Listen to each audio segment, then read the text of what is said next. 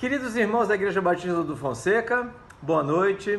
Estamos reunidos mais uma vez, eu aqui na minha sala, aqui na igreja, você aí na sua casa, para juntos prestarmos culto ao Senhor, aquele que é digno, né, gente, do nosso louvor, da nossa adoração e da nossa gratidão. Esse culto que sempre acontece no meio da semana, é um culto muito importante para a nossa caminhada. Ainda estamos com o nosso prédio fechado, como já foi comunicado, vamos permanecer assim ainda no mês de junho. Enquanto não voltamos aos nossos cultos presenciais, vamos nos reunindo por aqui, através dessa produção da nossa igreja, a fim de proporcionar a você, se possível, né, junto com a sua família, momentos de celebração, né, momentos, tentar reproduzir um pouquinho, né, dos momentos que viveríamos no templo da nossa igreja, agora aqui, eu e você, aí você na sua casa, eu aqui na minha sala.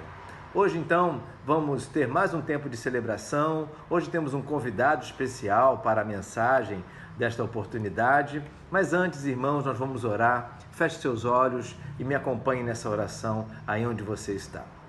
Senhor nosso Deus e nosso Pai, muito obrigado por mais uma quarta-feira em nossas vidas, por mais um tempo de celebração, tempo de adoração.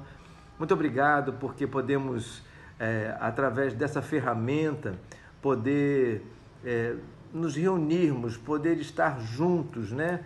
Fazendo com que a missão da igreja se cumpra em nossas vidas e na vida das pessoas que estão perto da gente. Muito obrigado, Senhor. Certamente, em cada lar, em cada família, em cada pessoa que está me assistindo, existem motivos de oração. Peço que o Senhor visite cada um deles, atendendo-os para a glória do Teu nome.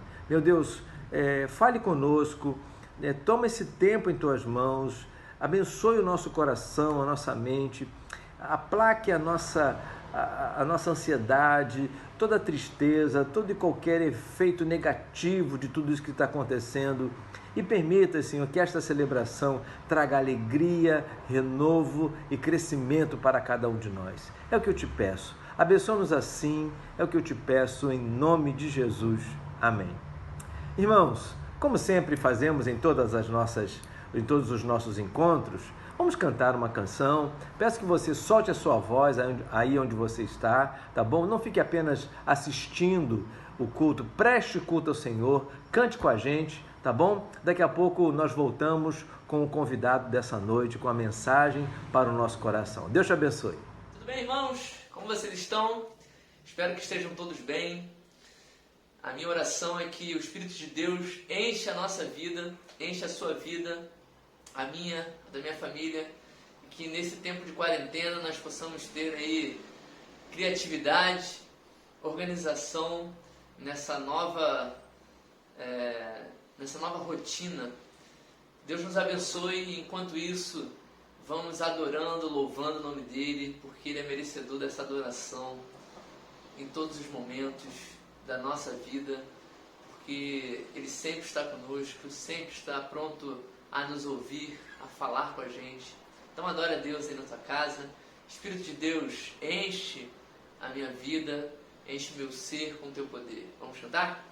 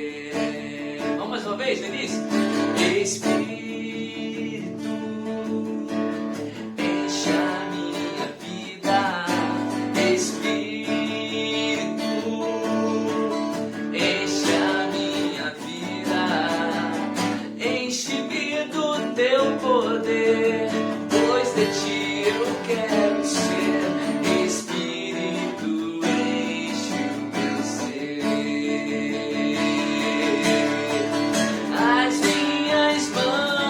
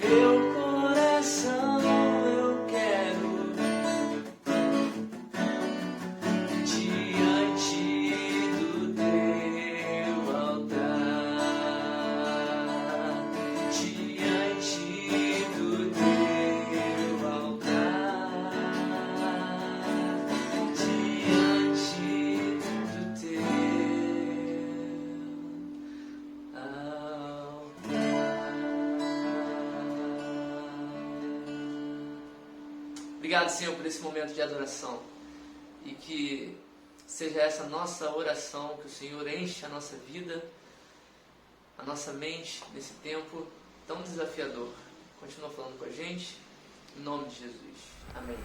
Olá, meus irmãos da Igreja Batista do Fonseca, eu sou o pastor Felipe Rey, sou pastor aqui da Igreja Batista 22 de Novembro, também no Fonseca, e os nossos irmãos aqui têm um carinho muito especial por esta igreja, eu também tenho um carinho todo especial pelo pastor de vocês, o pastor Eduardo, que foi quem me ordenou ao ministério, também foi meu professor e também foi meu pastor ali na Igreja Batista de Piedade, é muita coisa junto. Então que Deus abençoe o pastor Eduardo, que Deus esteja abençoando também a cada um de vocês.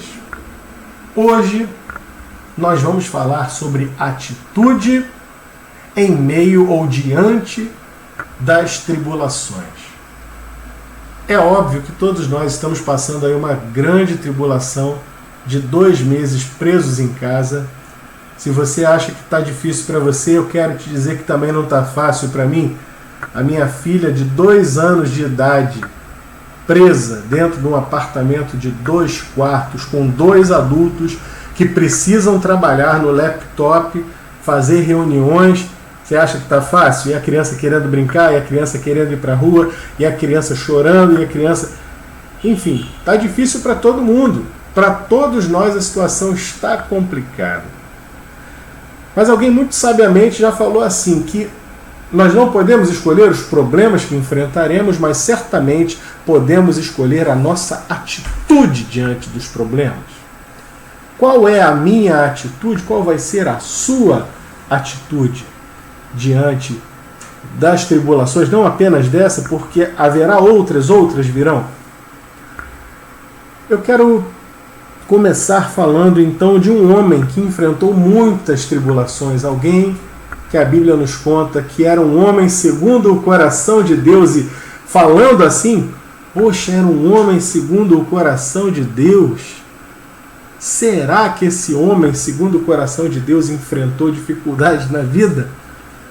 Meu querido, minha querida, o homem enfrentou um leão, um urso, um rei, um filho. O homem enfrentou de tudo, enfrentou exércitos inimigos. O homem se confrontou com seu próprio pecado. O homem, Davi, foi alguém que enfrentou muitas lutas na sua vida. Mesmo assim, esse homem venceu. Porque a Bíblia diz o quê? Que o justo passará por muitas tribulações. Aliás, cairá o justo 7 vezes. O 7 na Bíblia é o número da perfeição, o número completo, que quer dizer, vai passar por todas as tribulações, todas as dificuldades possíveis. O justo vai passar. Cairá o justo 7 vezes. Mas o Senhor o levantará em todas. Aconteceu com a vida de Davi, por isso Davi é alguém que nos mostra o que é atitude diante da tribulação. Eu vou ler com vocês um pequeno trecho aqui de 1 Samuel, primeiro livro de Samuel, capítulo 22. Eu não vou ler o texto todo, porque senão o vídeo ficaria muito longo, mas eu quero te dizer que vale a pena ler essa história até o final. Depois que você tiver na sua meditação pessoal, leia. Davi, 1 Samuel 22, versículo 1. Davi fugiu de Gate. Deixa eu dar uma explicação breve aqui. O que era Gate? Gate era uma cidade na Filístia, na terra dos filisteus. Uma cidade na terra dos inimigos. Porque Davi estava fugindo do rei Saul, que queria matá-lo. Ele foi fugir justamente para os inimigos filisteus. Lembra-se do gigante Golias? Era filisteu. E quem foi que matou o gigante Golias? Davi. No entanto, agora ele estava literalmente entre a cruz e a espada. Ele estava num perigo terrível de morte, porque saiu fugindo de Saul, o seu rei de Israel, que queria matá-lo, e foi buscar refúgio justamente entre os filisteus. E o rei de Gate até gostava dele. Mas começou aquele zum no meio dos filisteus e ele teve que fugir. No final do capítulo 21 você vai ver que ele se fez de maluco para fugir dali da cidade de Gate. E ele foi-se embora. E é aqui que começa a nossa história. Davi fugiu de Gate e se escondeu na caverna de Adulão. Quando souberam disso, seus irmãos e parentes foram encontrá-lo ali. Logo começaram a chegar pessoas aflitas, endividadas e descontentes. Está difícil a vida de Davi. A luta é grande. E ele vai se esconder numa caverna, e nem na caverna ele consegue ficar quieto. Vem a família, vem os parentes, e começa a chegar um monte de gente. E que tipo de gente? Gente aflita, endividada e descontente. Sabe o que aconteceu com Davi? Davi se juntou a eles para dizer: ó vida, ó azar, ó dia! E ficou todo mundo chorando em posição fetal ali no fundo da caverna de Adulão. Davi acabou se tornando o líder deles. Cerca de 400 homens. Imagina. A pessoa chega, tal era a atitude, tal era a força de Davi, que os homens chegavam ali desesperados, endividados. E em Davi eles encontram algo. E em Davi, ao invés de a tristeza, ao invés do desespero daqueles homens infectar Davi, já que estamos falando de uma infecção, né, nesses nossos dias, ao contrário, aquilo que havia em Davi transborda na vida daqueles homens que vão ser posteriormente conhecidos como os valentes de Davi. Qual era o segredo de Davi? Qual era a grande arma? O que fazia Davi ter tal atitude, tal força em meio à tribulação? Primeiro, a fonte da sua força não era interna. Davi não tinha uma força interna superior, não fazia meditação transcendental, nada disso. Davi, pode pegar os salmos dele que você vai ver, Davi reconhecia o Senhor em todos os seus caminhos. Davi era alguém que não tinha uma fonte interna de energia, mas ele tinha uma fonte externa. A fonte de Davi não era interna, era uma fonte externa. Você já pegou e já parou para pensar no seu celular, no seu smartphone? Talvez você esteja usando nesse momento para assistir esse vídeo. O seu celular, ele tem uma fonte interna, mas a fonte interna dele, que é a sua bateria, ela se esgota. Ela dura um determinado tempo, um determinado número de horas, e conforme ela vai ficando mais usada, ela vai se desgastando e vai acabando mais cedo. E é preciso conectá-la à fonte externa, que é a tomada na parede, para que ela seja novamente enchida. Davi tinha a exata noção e dimensão de que a fonte da sua força estava no Senhor. Por isso aquele rei, ainda aqui nesse momento não era rei sobre Israel, já havia sido ungido. Mas Davi, mesmo na época que já era rei, mesmo ainda no tempo em que ainda era apenas um pastorzinho, ele defendia, ou melhor, ele dependia do Senhor seu Deus. Tanto que ele decreta lá no Salmo 23, todo mundo sabe: o Senhor é o meu pastor e nada me faltará. Davi remete nos seus salmos toda a honra, toda a glória, toda a fonte de poder da vida dele. Ele diz: olha, não sou eu, é o Senhor. Se eu tenho essa vitória na minha vida é porque o Senhor é o meu pastor. E que conselho ele dá quando ele vai no Salmo 37:5 e diz: olha, sabe de uma coisa? Entrega o teu caminho ao Senhor, confia nele e ele tudo fará. Só falta dizer, foi assim que eu fiz, essa é a fonte do meu sucesso, o segredo do meu sucesso. Eu entreguei o meu caminho ao Senhor, eu confio nele e ele tem feito tudo.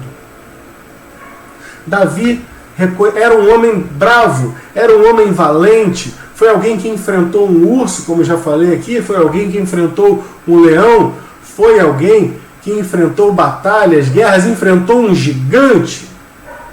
E como foi que ele enfrentou o gigante?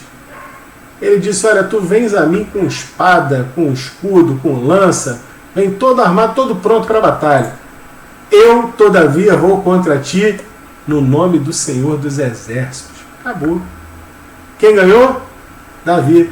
Por quê? Porque a força de Davi não estava na sua espada, ou na sua funda, ou nas pedras que ele tinha na funda. A força de Davi estava nos seus joelhos. Também um pouco mais além, ainda em 1 Samuel, só que dessa vez no capítulo 30, Davi enfrenta uma outra batalha. Ele havia saído para a guerra com o rei de Ziclag, com o rei dos filisteus.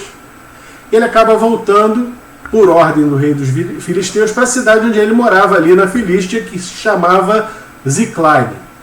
E quando chega lá, você pode ler depois na sua Bíblia, você vai encontrar que a cidade havia sido atacada pelos amalequitas. Os amalequitas haviam furtado, roubado tudo que era deles, inclusive suas mulheres e seus filhos, de Davi e dos seus valentes, que a essa altura já haviam passado de 400 para 600. Sabe o que aconteceu? Todo mundo desesperou, todo mundo chorou. E os homens de Davi, diz aqui, capítulo 30, verso 6, Davi ficou muito aflito, pois os homens estavam amargurados por terem perdido seus filhos e suas filhas e começaram a falar em apedrejá-lo. Os seus próprios valentes agora falavam em apedrejá-lo. Mas o versículo não termina aí. Mas Davi encontrou forças no Senhor, seu Deus. Irmãos, atitude do homem, a atitude mental, o preparo mental é bom. O preparo que nós podemos fazer mentalmente é bom, é válido. Mas não há preparo mental, não há preparo humano que possa fazer aquilo que só Deus pode fazer. Davi foi alguém que tinha uma marca na sua vida, e a marca de Davi era a marca de ser alguém que confiava no Senhor. Tenha essa atitude diante da sua vida, diante das tribulações, diante das lutas. Sempre busque ao Senhor. Não importa, pastor, eu não consigo mais buscar ao Senhor. Busque ao Senhor. Dê o primeiro passo, porque Ele vai dar o segundo passo na sua direção. Ah, pastor, eu não aguento mais, eu já estou saturada de estar dentro de casa. Não importa, o Senhor é contigo. Eu vou fechar contando aqui uma história. Há um livro que eu amo, se chama O Refúgio Secreto, de Corrie ten Boom. A família dessa menina, Corrie ten Boom, foi levada para um campo de concentração. Ela e a irmã dela estavam dentro de um lugar infecto, um alojamento cheio de pulgas. E ela se queixando com a irmã, dizendo, olha, eu não aguento mais, é muita pulga nesse alojamento. E a irmã dizia, vem cá, vamos orar. Senhor, muito obrigado, pererê, parará, muito obrigado pelas pulgas. Amém. Aí a Corrie olhou para ela e falou, você está louca, agradecendo pelas pulgas? E ela dizia assim, Corrie, nós temos que agradecer, que ser gratas em tudo dai graças. Nós não entendemos, mas Deus entende. E ali elas foram usadas naquele alojamento, e somente mais tarde, na guerra, a Corrie teve a confirmação de que as pulgas eram uma bênção de Deus para elas. Porque justamente por aquele alojamento feminino ser tão cheio de pulgas, as guardas nazistas evitavam entrar naquele alojamento e elas ali gozavam de uma relativa liberdade. Nós podemos dar graças pelo coronavírus, que está nos dando oportunidades como esta, de poder usar a internet para expandir a palavra de Deus. Tenha atitude, vamos vencer, porque o Senhor é conosco. Não desista, não pare de crer, entrega o teu caminho ao Senhor, hoje, de novo, a cada momento. Confia nele e ele tudo fará. E Deus te abençoe.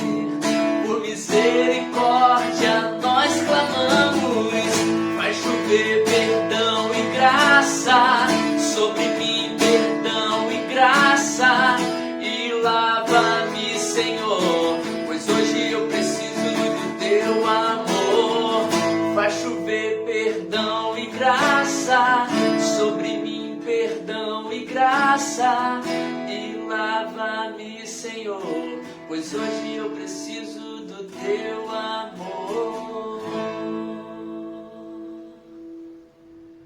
Muito bem, irmãos, vamos terminar então o nosso culto desta oportunidade. Quero deixar aqui registrada a minha gratidão ao pastor Felipe Rei pela boa mensagem que ele deixou para o nosso coração. Que Deus abençoe, né, pastor Felipe Rei, a Igreja Batista 22 de Novembro, esse nosso amigo, essa nossa igreja co-irmã, né, bem pertinho aqui da gente, que sempre nos assiste, né, sempre nos ajuda em tudo que precisamos aqui. Meus irmãos, continuamos nessa nossa luta, né, pelo sustento financeiro. Quero relembrá-los então desse mês de junho, da importância da devolução do seu dízimo, tá bom? Importância da sua oferta. Mais uma vez colocamos aqui os dados das nossas contas, né, no Bradesco e na Caixa Econômica Federal, e fico sempre à sua disposição para qualquer dúvida, qualquer esclarecimento a respeito dessa área, como também a respeito de qualquer outra questão da sua vida. Naquilo que puder, saiba que estarei sempre à sua disposição para te ajudar. Tá bom, meus irmãos? Vamos encarar mais esse mês de junho. Esse é o nosso primeiro encontro, né, do mês de junho. Vamos continuar firmes, né, participando dos nossos encontros online, dos nossos encontros virtuais. Vamos continuar firmes como crentes em Jesus, lendo a palavra de Deus, orando ao Senhor.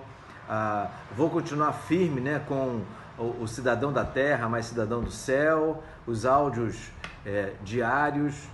Espero que você sempre tire um tempinho para ouvi-los e que isso tudo abençoe a sua vida, tá bom, meus irmãos? Deus abençoe vocês. Vamos orar encerrando o culto de hoje. Senhor, muito obrigado por mais uma vez estarmos diante do Senhor, cantando e ouvindo a Tua palavra. Peço que o Senhor tenha misericórdia de nós, que o Senhor visite cada necessidade, cada anseio. Coloca em Tuas mãos cada pedido de oração que nasce, que brota na mente, no coração de cada um dos meus irmãos que estão me ouvindo nessa hora. Coloco diante do Senhor cada enfermo de nossa igreja.